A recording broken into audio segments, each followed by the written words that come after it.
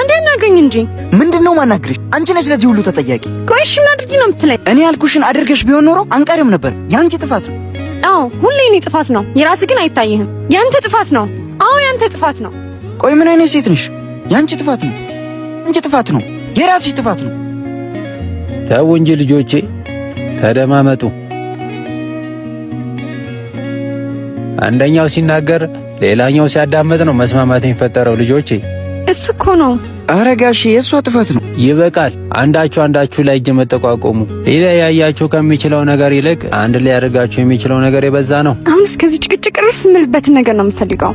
ካለ መስማማት ውስጥ የምናተርፈው ነገር የለም። ከመስማማት ውስጥ ግን አያሌ የሆኑ ውድ የፍቅር ስጦታዎችን እናተርፋለን።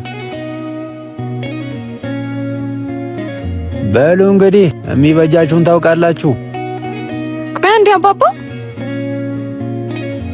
ይቅርታ አባባ፣ ስለ መልካም ምክሩ እናመሰግናለን።